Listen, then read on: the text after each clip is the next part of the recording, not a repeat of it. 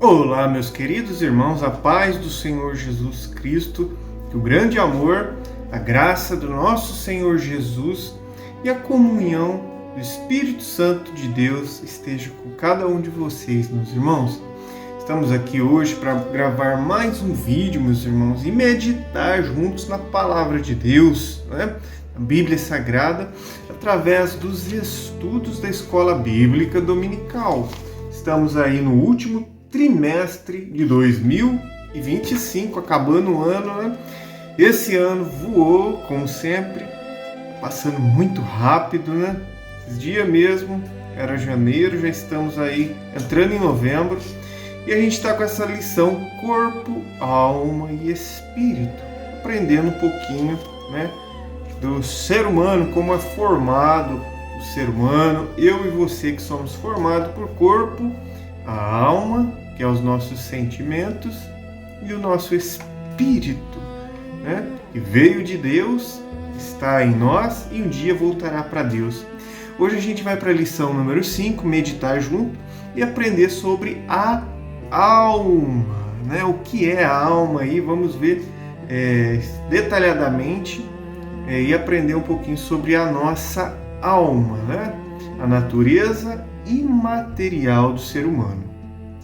Vamos fazer aí uma breve oração, conectar com o Criador, deixar de lado aí um pouquinho os pensamentos das coisas terrenas e conectar com o céu. Vamos juntos aprender um pouquinho. Feche seus olhos, vamos orar. Senhor Jeová, meu Deus e Papai que estás no céu, Criador do céu e da terra e de todas as coisas, Pai do nosso Senhor Jesus Cristo e nosso Pai. Em nome de Jesus, Pai, ouça a nossa oração. Estamos aqui mais uma vez, Senhor, cônscios, sabendo da nossa pequenez, da nossa falibilidade, que somos falhos pecadores, Pai, num mundo pecaminoso. Meu Deus, em nome de Jesus, pelo sangue do Cordeiro de Deus que tira o pecado do mundo, eu peço, Senhor, que o Senhor perdoe os meus pecados, minhas fraquezas, minhas falhas, em nome de Jesus. Pai, quero interceder agora, Pai, por essa pessoa que está ouvindo agora essa oração. Vocês têm uma pessoa ouvindo, ou 5, ou 10. Em nome de Jesus, abençoa, Senhor, esta pessoa, Pai. Nós cremos, Senhor, que o Senhor é um Deus bom e misericordioso, um Deus longânimo e que não quer que nenhum de nós se perca, mas que todos venham ao conhecimento da verdade e ao arrependimento dos nossos pecados. Que o Senhor possa libertar essa pessoa em nome de Jesus, dos vícios, da vã maneira de viver, das vãs filosofias mundanas, e converta-nos a Tua palavra, a Tua verdade. Nos livra do mal, Senhor. Nos livra das astutas ciladas do diabo. Nos livra das prisões espirituais. Nos livra, Senhor, das obras das trevas. Através, Senhor, seja de qualquer obra maligna ou de maldições hereditárias herdadas de família. Meu Deus, nos transforma, Senhor, conforme a imagem do Teu Filho. Tira de nós, Senhor, as obras da carne e nos ajuda, Senhor, a produzir os frutos do Espírito Santo de Deus. Queremos Te agradecer por mais um dia de vida. Obrigado, Senhor, pelo alimento, pelo ar, pela saúde, pelo trabalho, pela família. Obrigado, Senhor.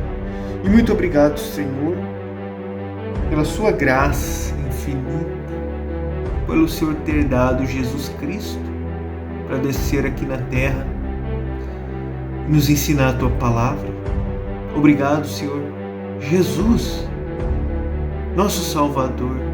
Obrigado por ter se entregado naquela cruz e recebido o castigo que nós merecemos no nosso lugar, e nos dado a oportunidade, Senhor, de arrependimento de pecados e a oportunidade de um dia morar contigo no céu, pois o Senhor disse, Senhor, na tua palavra no Evangelho de João 14, que o Senhor disse, Senhor, para a gente não se preocupar, o nosso coração, crer em Deus e também no Senhor, que o Senhor, meu Deus, prepararia e preparou um lugar para nós e voltará para nos buscar, para que onde o Senhor estiver, nós estejamos também.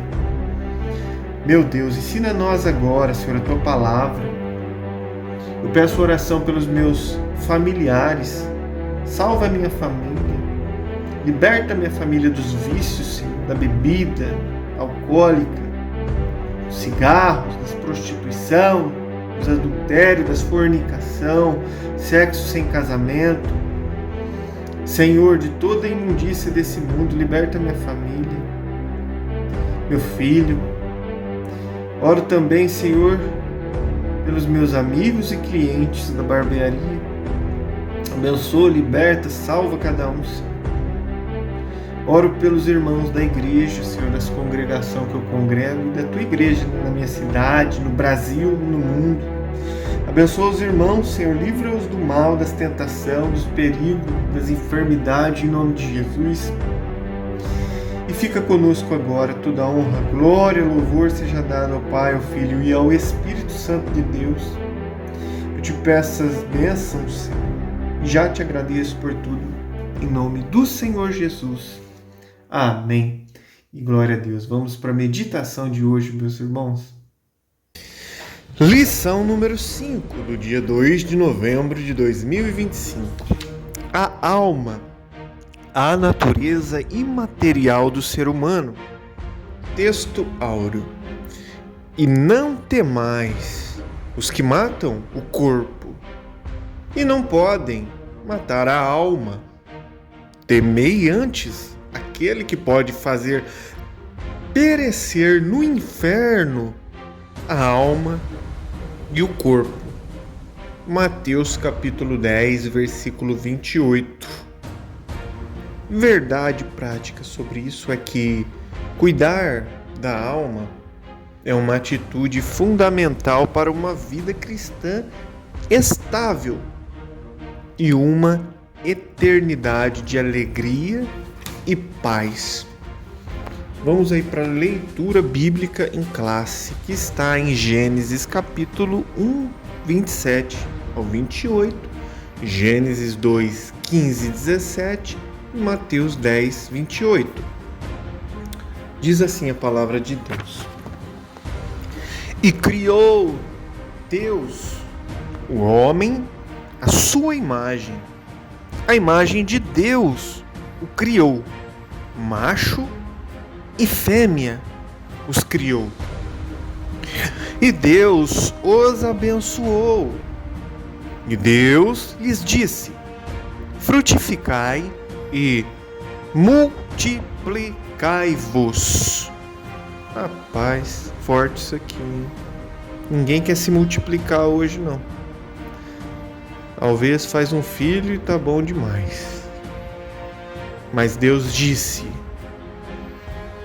frutificai e multiplicai-vos, e enchei a terra, e sujeitai-a, e dominai sobre os peixes do mar, e sobre as aves dos céus, e sobre todo animal que se move sobre a terra.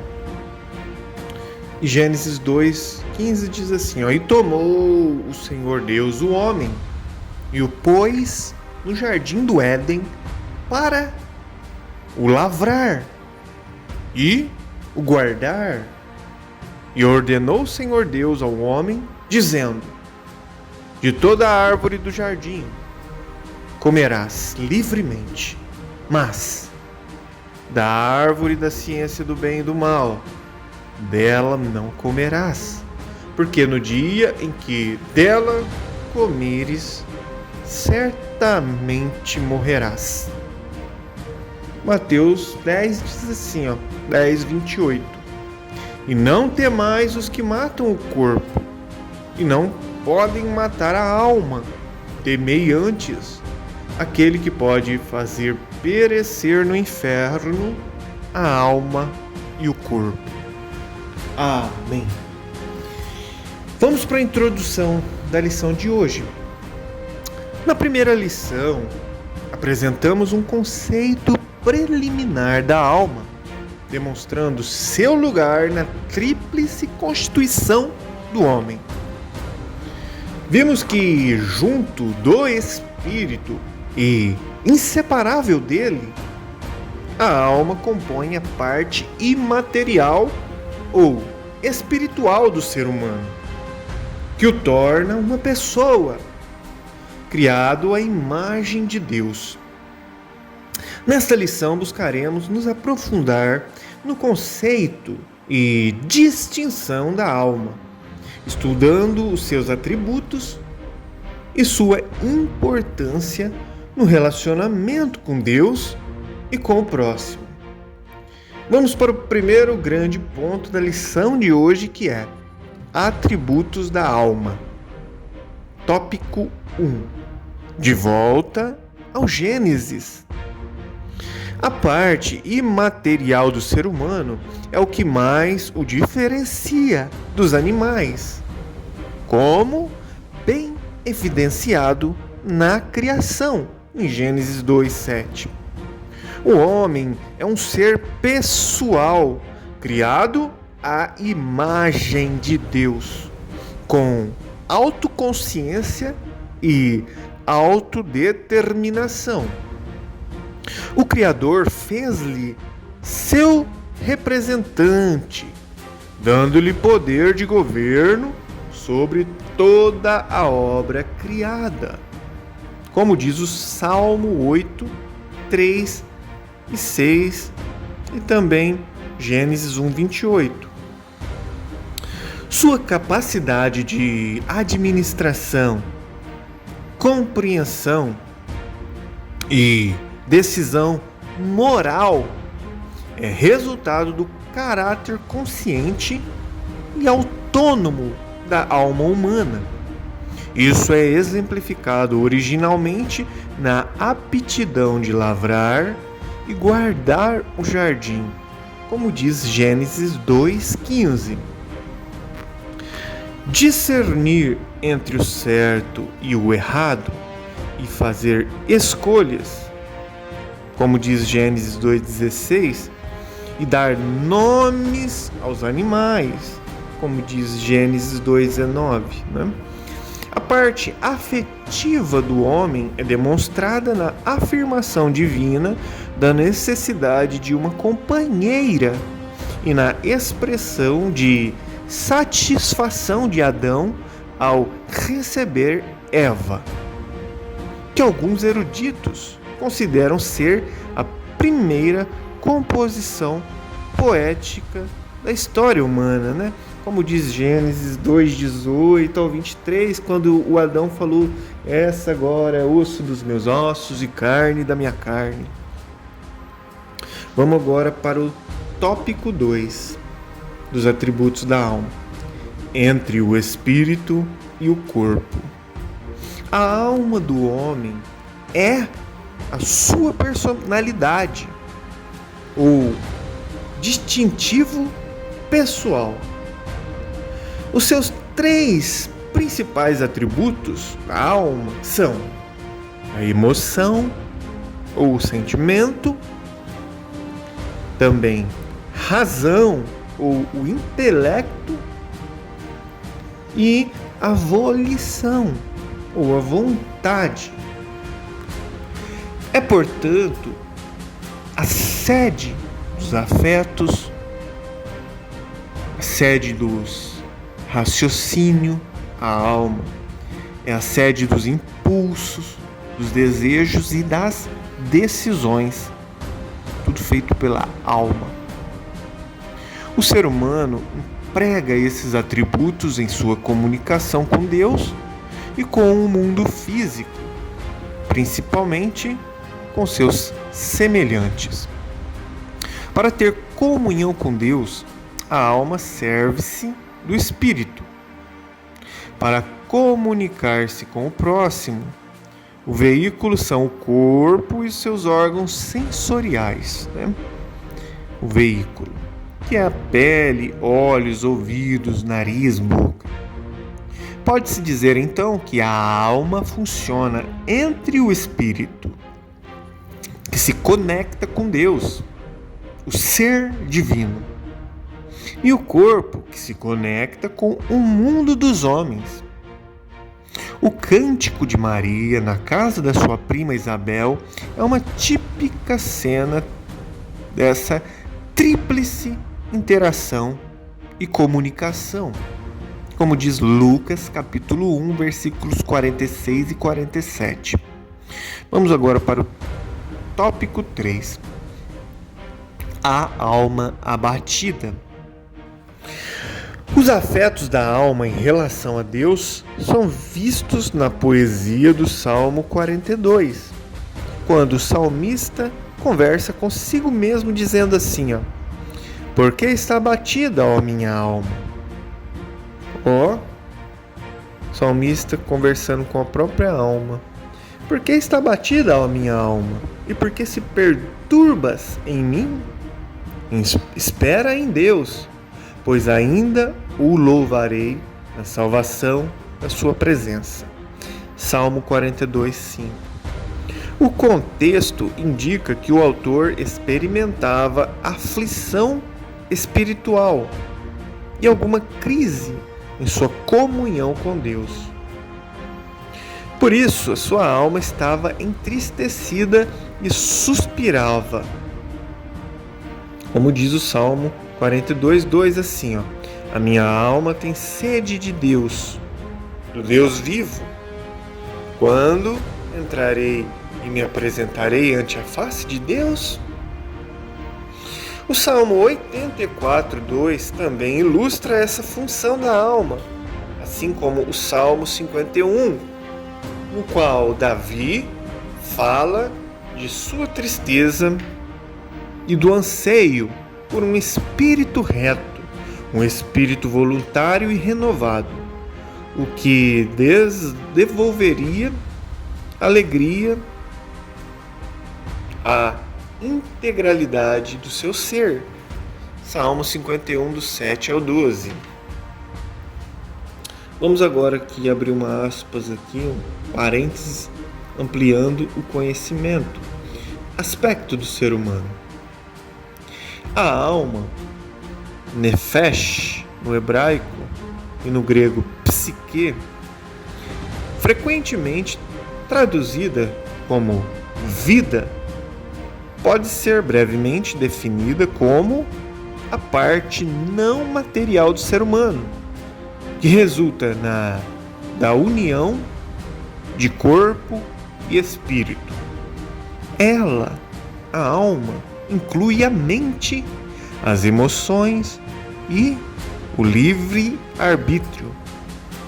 Juntamente com o espírito humano, a alma continuará a viver quando a pessoa morrer fisicamente. A alma está tão intimamente conectada à personalidade interior que o termo alma é usado às vezes como sinônimo de pessoa, como diz Levíticos 4:2, Levíticos 7:20 e Josué 20, versículo 3.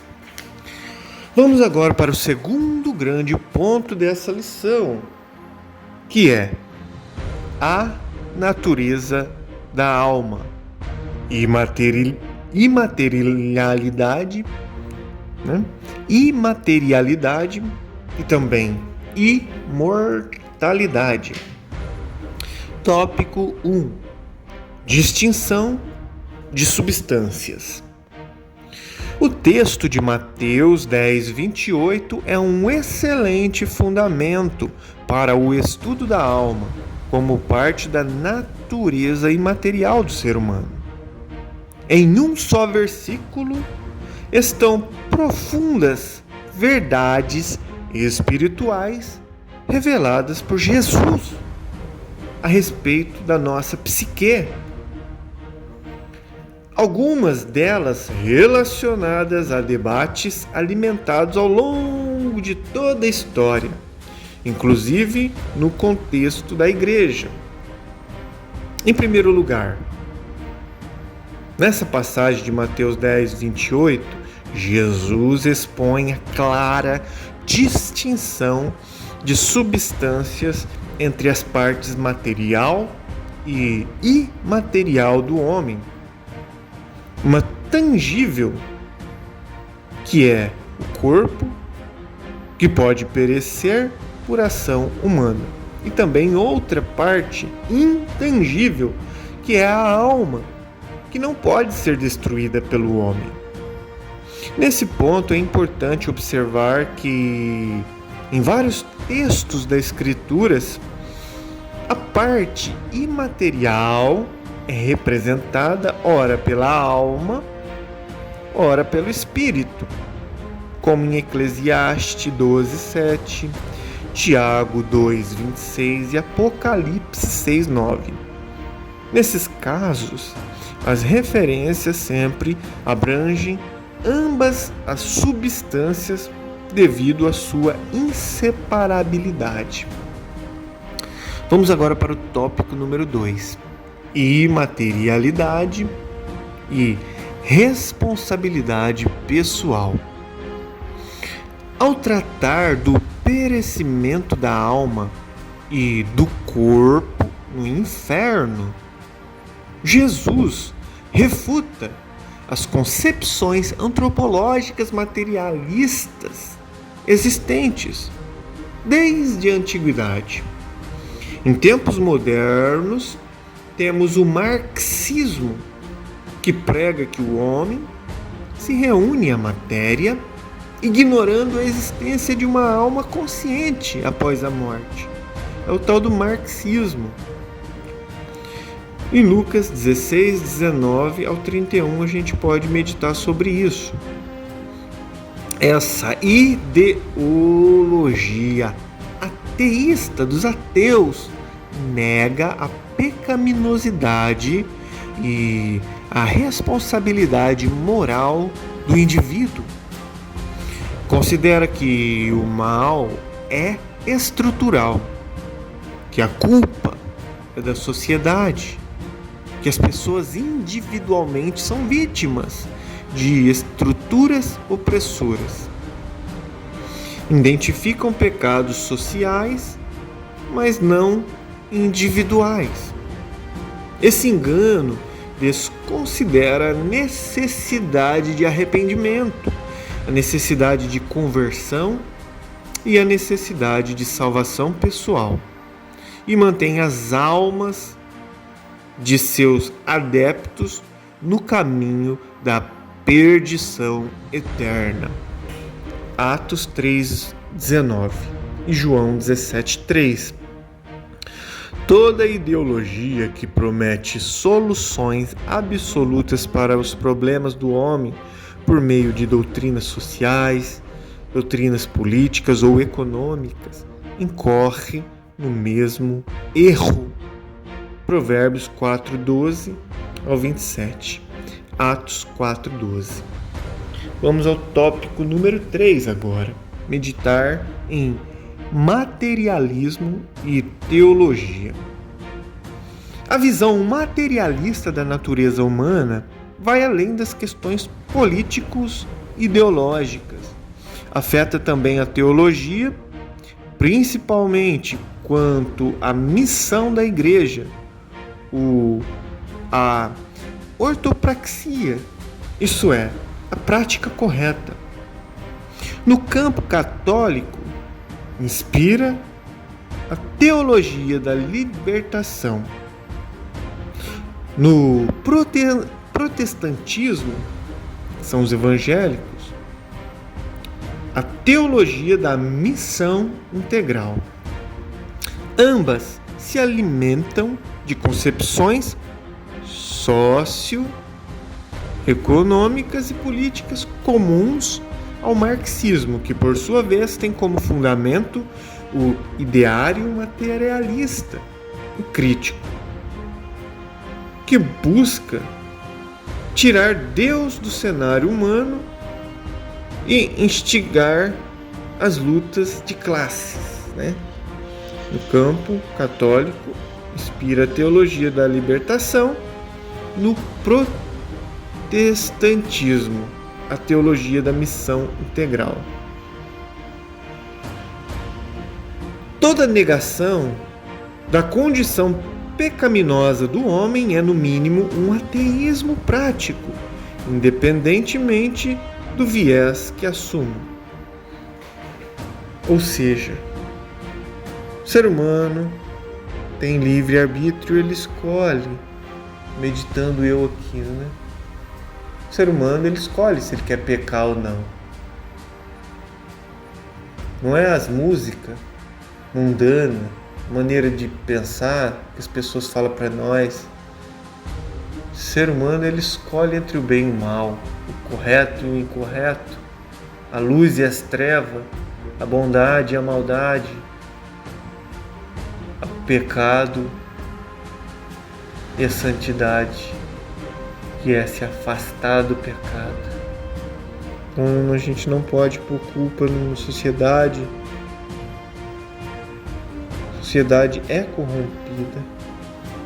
Meditando eu aqui, voltamos para a leitura. Algumas correntes teológicas contemporâneas reinterpretaram as Escrituras com base em vertentes da teologia da libertação e compartilham do mesmo campo de distorção e confusão espiritual. Lucas 11:17, 1 Coríntios 14:33, para a gente meditar.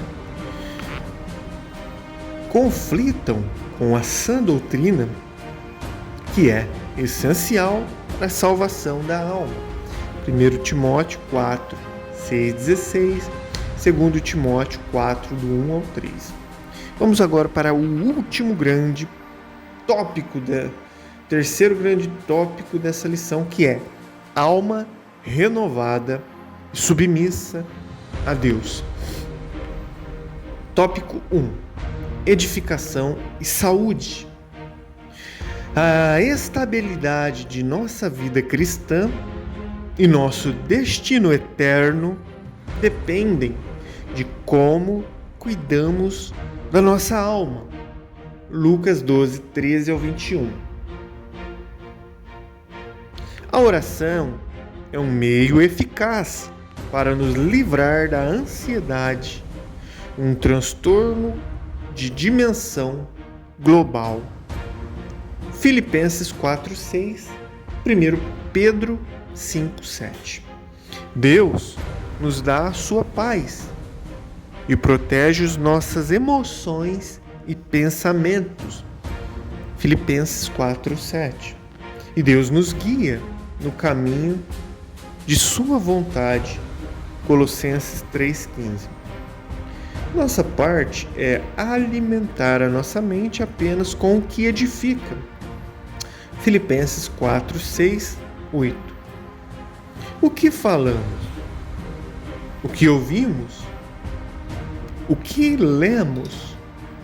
O que vemos? Os nossos hábitos diários determinam a saúde da nossa alma. Salmo 1:1. Vamos agora para o segundo tópico, aqui da alma renovada e submissa a Deus, que é purificação e renovação. Ainda quanto aos cuidados da alma, a Bíblia nos adverte dos maus pensamentos em Mateus 15:19. Também nos adverte dos desejos impuros e perversos. Tiago 1:14-15, Provérbios 21:10. Também a Bíblia nos adverte das intenções e das inclinações malignas. 1 Pedro 2:1, Números 21:5. Devemos purificar e renovar a nossa alma, como diz 1 Pedro 1:22, também em Efésios 4:23-24. A gente tem que purificar e renovar a nossa alma para que sejamos transformados e experimentemos a boa, agradável e perfeita vontade de Deus. Como diz Romanos 12:12, vivendo em santidade e temor a Deus. Deuteronômio 4:15 e Josué 23:11-13. Amém. Chegamos ao fim da lição e concluímos que o cristão precisa viver em plena santificação, o que inclui a contínua rejeição de pensamentos, dizer não a pensamentos, sentimentos e desejos pecaminosos, mantendo pura a sua alma. 1 Pedro 1:22, 1 João 1:7.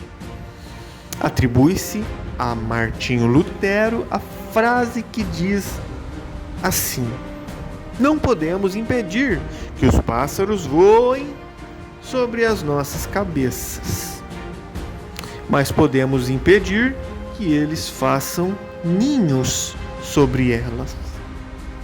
Amém. Muito bem, meus irmãos, finalizamos aí mais uma meditação na Palavra de Deus, agradecidos a Deus pela oportunidade. Deus abençoe você, sua família e até o próximo vídeo. Fique com Deus.